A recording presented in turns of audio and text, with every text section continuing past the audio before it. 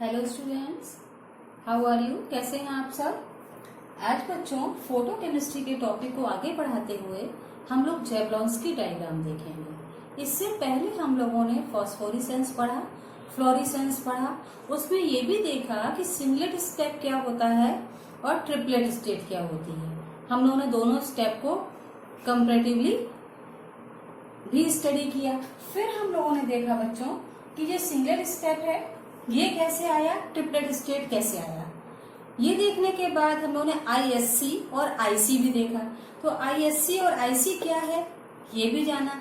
अब जब ये सब कुछ हम लोग जान चुके हैं तो जेवलॉन्स्की डायग्राम हम लोगों के लिए इजी हो जाएगा। देखा जाए तो जेवलॉन्स्की डायग्राम समझने का तरीका है फॉस्फोरेसेंस और फ्लोरेसेंस को एक साथ। तो चलिए हम लोग शुरू करते हैं बच्चों।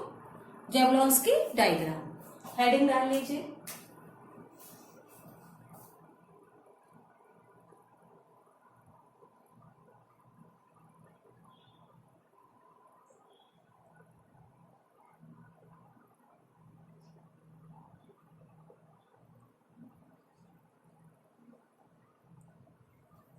डायग्राम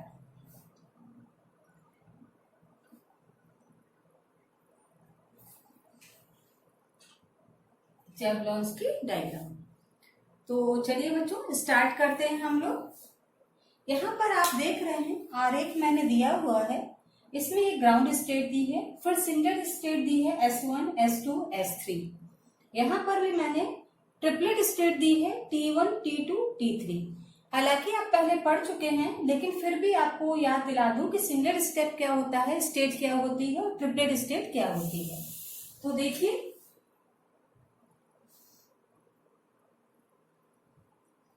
स्टार्ट करते हैं हम लोग बच्चों। आपको मैंने जब फॉस्फोरेसेंस पढ़ाया था बच्चों, तो वहां पर भी मैंने बताया था कि अगर हम ये मान लें कि यहाँ पर हमारे पास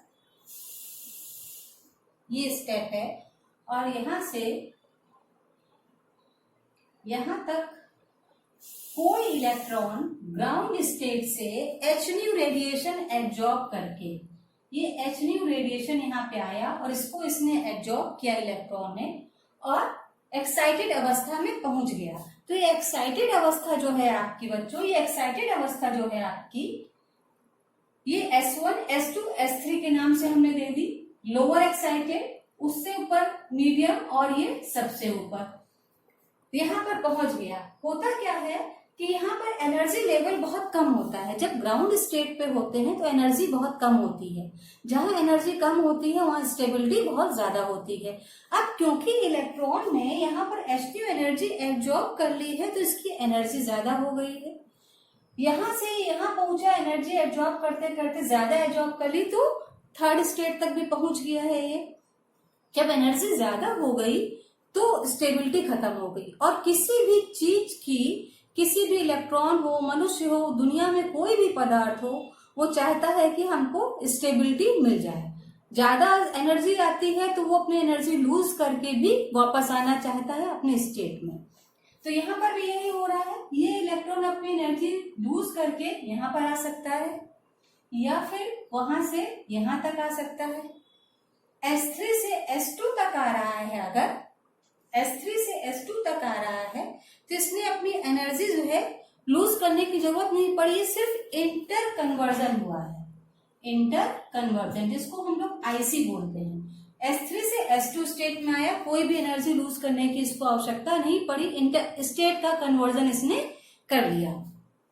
यहां से यहां तक आया तो भी ये इंटर कन्वर्जन है, क्योंकि यहाँ पे ये नॉन रेडिएटिव है। यहाँ पर कोई भी एनर्जी का लॉस नहीं हुआ है। ये नॉन रेडिएटिव है, मतलब प्रकाश के रूप में चेंज नहीं हुई है, नॉन रेडिएटिव। जब आप सेपरेटली समझ लेंगे तो इस डायग्राम में आसानी से समझ पाएंगे। अब क्या हुआ, ये S1 से S0 आ रहा है। अगर S1 से S0 आ रहा है और यहाँ पे इसने अगर एनर्जी लूज कर दी है, अगर यहाँ पे इसने एनर्जी लूज कर दी है तो ये एनर्जी जो इसने लूज की है ये H फॉर्म में होगी लाइट के, और जो एनर्जी लूज की है वही एनर्जी जो है फ्लोरेसेंस कहलाएगी। वही एनर्जी वो यूज करेगी, हम लोगों को लाइट के रूप में दिखाई देती है। तो इसको बोलते थे हम लोग फ्लोरिसेंस। मोटा मोटा ये आपको याद आ गया, इसको बोलते थे हम लोग फ्लोरिसेंस। क्लियर, याद आए, इसको हम लोग फ्लोरिसेंस बोलते थे। यहां पर इंटर कन्वर्जन हो रहा था। ठीक, ये हम लोगों ने फ्लोरिसेंस देखा था। अब यहाँ पे जो इस आरेख में हम लोग देखने जा रहे हैं बच्चों, यहाँ पे क्या हुआ है, ग्राउंड स्टेट है, ये सिंगलेट एक्साइटेड स्टेट है, S1 S2 S3, singlet excited state. Clear, ये है ट्रिपलेट एक्साइटेड स्टेट। मैं ऊपर लिख दूं ट्रिपलेट एक्साइटेड स्टेट। ये है ट्रिपलेट एक्साइटेड स्टेट। यहां पे क्या हुआ बच्चों, ग्राउंड स्टेट से एक इलेक्ट्रॉन आया और उसने hν एनर्जी, यहां से हमने कोई रेडिएशन भेजा hν एनर्जी का, इसने एब्जॉर्ब किया और इलेक्ट्रॉन जो है ग्राउंड से उठ के सीधा यहाँ पे भी आ सकता था खैर, और यहाँ पे भी आ सकता है। जरूरी नहीं है कि सीधे वो ऊपर ही पहुंचा हो, और यहाँ पे भी आ सकता है। ये डिपेंड करता है कि उसने कितनी एनर्जी एब्जॉर्ब की है। अच्छा, ग्राउंड स्टेट में हम लोगों ने पढ़ा है कि इलेक्ट्रॉन जो है पैर में होते हैं, इस तरह से इनका पैर होता है। पैर में क्यों होते हैं, क्योंकि हम लोगों ने पढ़ा एक क्लॉकवाइज होता है, एक एंटी क्लॉकवाइज होता है। ये हम लोग जब एटॉमिक स्ट्रक्चर पढ़ रहे थे तभी हम लोगों ने हुड्स रूल के अकॉर्डिंग पढ़ा था कि एक इलेक्ट्रॉन के जो स्पिन्स होंगे वो पैर में होंगे, एक क्लॉकवाइज एक एंटी क्लॉकवाइज। तो यहाँ पर ऐसी ही अवस्था है, ये पैरिंग में है। ठीक, अब इसने क्या किया, ग्राउंड स्टेट में इसने जो है अगर एनर्जी एब्जॉर्ब की तो एक इलेक्ट्रॉन जो ऊपर गया है जिसने एनर्जी एब्जॉर्ब की है, अगर वो अपना स्पिन चेंज ना करे, वैसा ही वैसा रहे जैसा यह यहाँ से गया, मतलब ये जब यहाँ से चला गया, ये पैरिंग में था, लेकिन जब चला गया तो सिंगल हमारे पास यही बचेगा, और दूसरा जो गया है वो अपनी दिशा चेंज ना करे, ऐसे ही रहे। ठीक, यहाँ पे भी पहुंचा तो उसने अपनी दिशा चेंज नहीं की, ऊपर भी पहुंचा तो अपनी दिशा ये चेंज नहीं कर रहा है। अपनी दिशा जब ये चेंज नहीं कर रहा है बच्चों, तो सिंगलेट स्टेट में क्या होता है, हमारे पास एक फॉर्मूला होता है S बराबर S1 प्लस S2। ये मैं पहले आप लोगों को पढ़ा चुकी हूँ, है ना। और यहाँ पर हमने देखा कि इलेक्ट्रॉन एक प्लस हाफ है, एक माइनस हाफ है। यहाँ पर ये माइनस हाफ और यहाँ पर ये प्लस हाफ वाला बचा हुआ है। ठीक, S1 प्लस S2। अब हमारे पास क्या हुआ, टोटल स्पिन, अगर ये, क्योंकि इसमें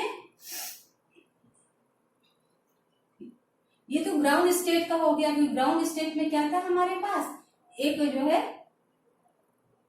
सॉरी S1 S2 है, तो टोटल स्पिन हमारे पास 1 होनी चाहिए S1 स्टेट के लिए, सिंगलेट स्टेट के लिए। तो 2s plus 1, S is equal to 2s plus 1। S1 plus S2 तो हमारे पास हाफ हाफ होते हैं दोनों, ये प्लस हाफ है और दूसरा वाला भी है, तो ये मिलाकर S की वैल्यू 1 आ गई। तो ये सिंगलेट स्टेट है, यहाँ पर 2s प्लस 1 है। अब S की स्थिति यहाँ पर हमारे पास क्या है, एक माइनस हाफ है, एक प्लस हाफ है।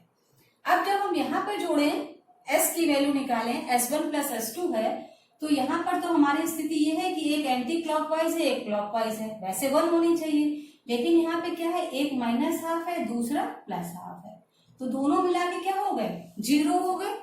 तो सिंगलेट स्टेट में जब हम S की वैल्यू यहाँ पे रखें, जो हमने 0 निकाली है, 2 into 0 plus 1 is equal to 1 आएगा, ये 0 हो जाएगा, 1 आ गया। तो सिंगलेट स्टेट में S की वैल्यू 1 होती है, इसीलिए हम इसको सिंगलेट स्टेट बोलते हैं।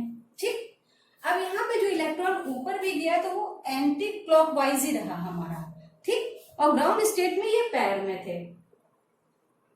और ट्रिपलेट स्टेट में बच्चों क्या होता है, ट्रिपलेट स्टेट में कंडीशंस दूसरी होती हैं, खैर वहां हम बाद में पहुंचते हैं, पहले सिंगलेट स्टेट में देख लेते हैं। अब क्या हुआ, इस इलेक्ट्रॉन के वापस आने की कंडीशंस 2 थी, वापस आने की परिस्थितियां 2 थी।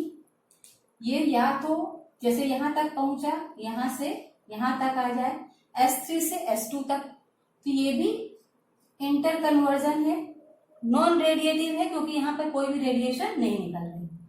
यहाँ से यहाँ तक वापस आ जाए, ये भी इंटर कन्वर्जन है और नॉन रेडिएटिव है, यहाँ पर भी कोई रेडिएशन नहीं निकल रही है, एनर्जी जो है रेडिएशन के फॉर्म में नहीं निकल रही है।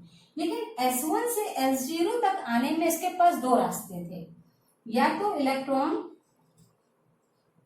हीट के रूप में अपनी एनर्जी लॉस करे, अगर हीट के रूप में कर रहा है तो क्या होगा, खाली टेम्परेचर बढ़ेगा और वहां पर हम इसका कोई यूज नहीं कर पाएंगे, सिस्टम का खाली टेम्परेचर बढ़ेगा, तब तो वो नॉन रेडिएटिव हो जाएगा। लेकिन दूसरी कंडीशन में अगर यहाँ से यहाँ आता है तो ये एक एनर्जी रेडिएशन को निकालेगा, HNO को। जब ये रेडिएशन ये निकालता है तो इसको हम लोग बोलते हैं फ्लोरिसेंस। इसको हम लोग क्या बोलते हैं बच्चों, फ्लोरिसेंस।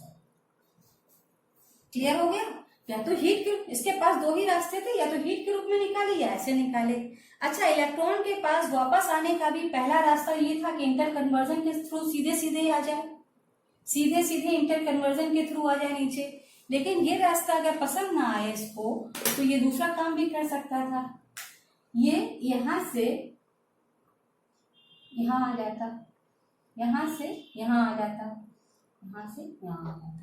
इसको क्या बोलते हैं हम लोग, ISC, inter system conversion crossing, inter system crossing. IC का फुल फॉर्म है इंटर कन्वर्जन